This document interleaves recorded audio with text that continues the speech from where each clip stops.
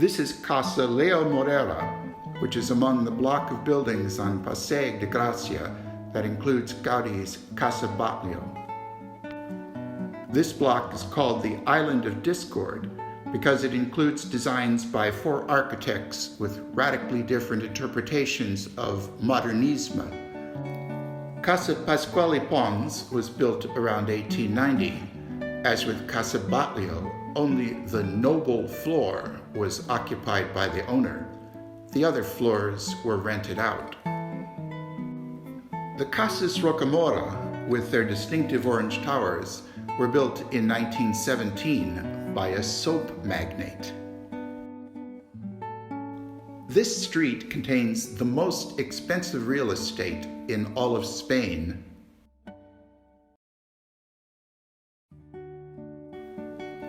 The tower of this office building from 1927 features a statue of a naked boy. Here we find a college which grants a degree in tourism. Several times as we walked along the Passeig, we were stopped by groups of young people begging to interview us about our visit to the city. Probably they were from this school. Juliet balconies are a feature of nearly all the buildings on the Passeig. They don't offer much outdoor space, but they do allow the use of French doors on upper floors, admitting more air and light and giving an outdoor feel to the rooms when the doors are open. Completed in 1912, Casa Mila was the last residential building designed by Gaudi. The building was nicknamed La Pedrera, the stone quarry. The tour begins at the roof, and once again, as in Casa Batlló, we see a central courtyard providing natural light and air to the interior. Besides providing excellent views overlooking the city, the roof offers tantalizing architectural details. At first, I thought that the mosaic-covered towers must have been inspired by soft-serve ice cream, but I looked it up in Wikipedia, and soft-serve wasn't invented until a few years after this was built. As in Casa Batlló, we find catenary arches in the attic, but these reveal exposed brickwork. The arches bring to mind the ribs of an animal, but Casa Mila is inspired more by a rocky mountaintop than by the living world. It has been speculated that the specific inspiration for the building is the La Mola mountain in the Catalan town of Gallifa, where Gaudi went in 1885 to escape an outbreak of cholera in Barcelona. This model gives a sense of just how much the apartments resemble Aboriginal cliff dwellings hewn from solid rock. The top floor was the location of the servants' quarters. Even here, there is considerable detailing. Gaudi obviously disdained plainness. It seems that to him, every surface cried out for decoration, and he never lacked for ideas about what to do with them. This child's room was in the servants' area because a nurse would have looked after the young ones most of the time. Notice the puppet theater near the window. It's sad to think that such engaging childhood diversions have given way nowadays to digital screens. The interior decor of Casa Mila is much less elaborate than Casa Batlló. The most interesting interiors in Casa Batlló were in the lower noble floor occupied by the owners. But the owners of Casa Mila removed Gaudi's decoration from their interior after his death. They didn't like it. Only the top floor is open, and as you can see, it has been staged with period furnishings. Nevertheless, even furnished with objects that have nothing to do with Gaudi's work, Casa Mila is a realistic representative of its time. Moving from room to room, we try to imagine how the residents of this unique house might have lived. This was a kitchen and dining area for the servants. It's plain and small, but I think domestic workers living in the early 1900s would have been glad for it. Here's a room full of stuff from that era. Notice all the hat boxes. If you Google images of women in the 1920s, you'll see that almost all of them are wearing hats. This ensuite bathroom must have been the height of luxury for its time. It wouldn't be too out of place today. In the bedroom, you get a hint of the sculpted and decorated ceilings that Gaudí designed all through the house. He wrote, "In order for the ornamentation to be interesting, it must depict objects that bring to mind poetic ideas that constitute motifs."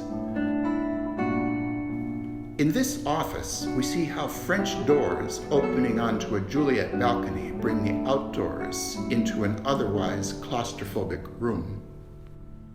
Here is another example of the sculpted ceilings. The designs varied through the house. The geometric pattern of the parquet floor was particularly modern for the early 1900s. Notice the gramophone in the living room. 100 years ago, it was as new and marvelous as smartphones are today.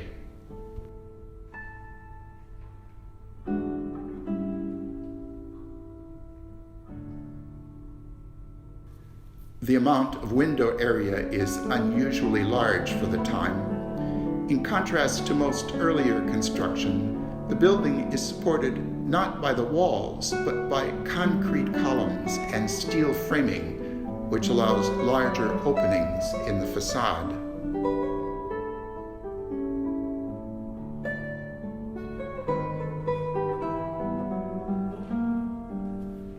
This hallway is filled with light from the numerous French doors that open onto the interior courtyard. Opening the doors would have provided an extravagant amount of fresh outdoor air.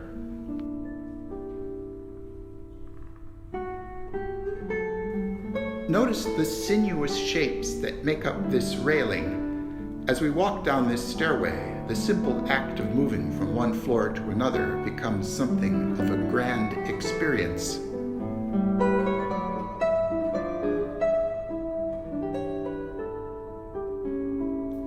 Gaudí believed that a building should tell a heroic story that inspires us to live great and noble lives. The Barcelona Museum of Design is located in this spacious and attractive building. This private office tower next to the museum is remarkable, but is not open to the public. The first section of the museum is dedicated to decorative arts, objects used in everyday life from the Middle Ages to the present time. There are a large number of very ornate wedding chests, which young women use to collect clothes and household items in anticipation of marriage.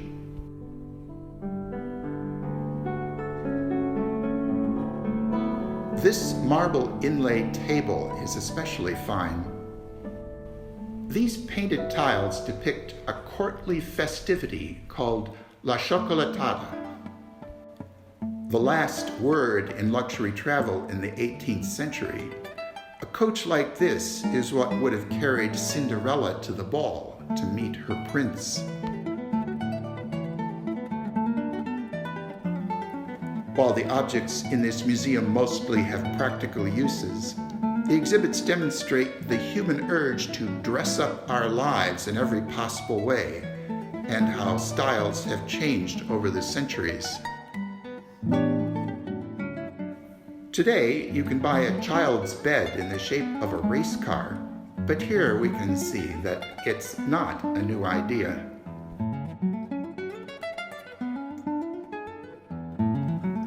There is really no limit to how far we will go to flatter ourselves and feed our sense of self-importance. The purpose of just about everything in this museum is to prove that we are more than just monkeys who have climbed down out of the trees. If you were to write a letter at one of these highly embellished secretaries, you probably would feel you needed to say something more profound than just, "Hey, how you doing?"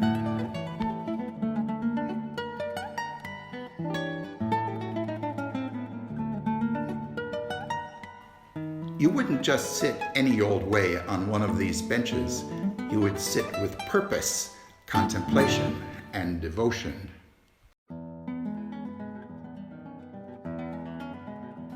These doors are obviously from a Gaudí building. These modern designs are examples of Picasso's ceramics, which he produced in the 1950s and 60s. The following section of the museum is devoted to textiles and clothing, covering 5 centuries from the Renaissance to the present time. It's difficult for us living in the current era when there is no one dominant style to imagine it. But in the past, each of these styles in its time was considered the only norm in society, to such an extent that anyone who did not dress more or less as the fashion dictated would be considered odd, if not outright insane. As we pass into the displays of clothing from the 18th century, a significant change occurs from earlier times. The clothes become looser and less tailored, and accordingly, more practical.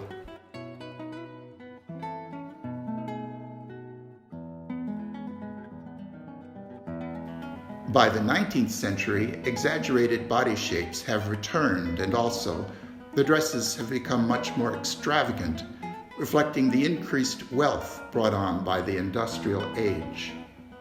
Then, suddenly, in the early 20th century, there's a radical change. As the Western world shifted dramatically from a rural agrarian economy in which the vast majority of people worked in agriculture to a more urban, industrialized society with increased freedom and leisure, it all turned into one big party, and that was reflected in the clothing style of the 1920s. But then the Great Depression put an end to the fun, and clothing styles became more sophisticated in the 30s and 40s. During the post-World War II era in the 1950s, the urge to return to the perceived innocence of pre-war times produced fairy tale style dresses.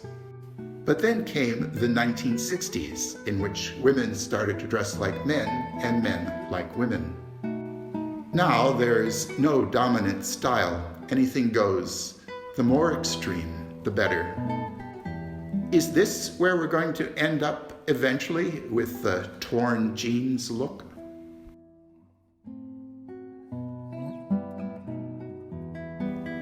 There has been a flea market in this area since 1928, but in 2013 this amazing structure was built to house the vendors, who literally sell everything and the kitchen sink.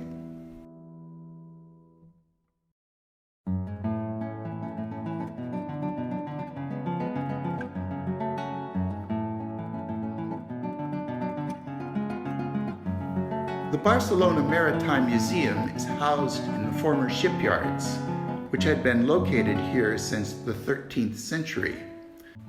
Can you guess what this is? These painted tiles depict a sea battle. The Arabs had the most accurate maps of the world during the Middle Ages, until the European Age of Discovery in the 16th and 17th centuries advanced European knowledge. Accurately knowing where in the world things were and how to get there was of vital military and commercial importance, and allowed Spain to accumulate vast wealth. Galleys, powered mostly by rowing, were the dominant military vessels in the Mediterranean until the late 16th century. The Greek god Poseidon rides the bow of this full-scale replica of an actual 16th century galley called the Real. It was propelled by 290 rowers and carried 400 soldiers as well. Galleys are characterized by low gunwales and shallow draft. Rowing a galley was not the sort of work anyone ever volunteered for. Rather, the slave labor of convicts or prisoners of war was used to power the vessel. The term galley slave is still used as a metaphor to describe any exceedingly grueling employment.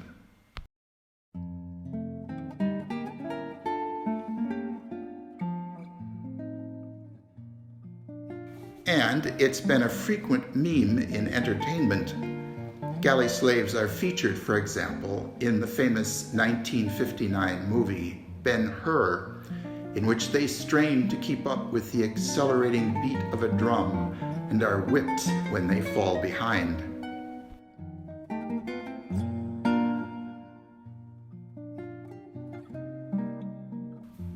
The Real was 60 meters long, 6 meters wide, and weighed over 200 tons. During battle, it was pushed from behind by 2 smaller galleys.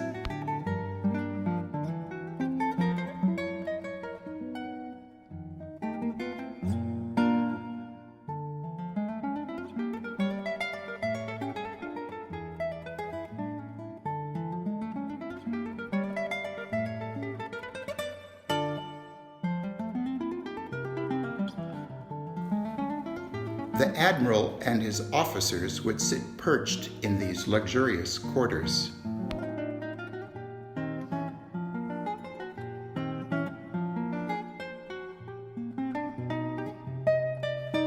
Meanwhile, hundreds of slaves would sweat and toil crammed in like sardines at the oars.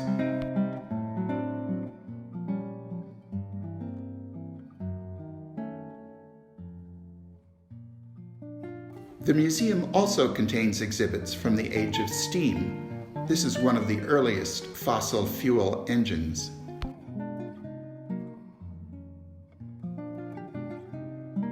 This is a replica of a submarine named Ictineo I, built in Barcelona in 1859 by the engineer Narcís Montoril.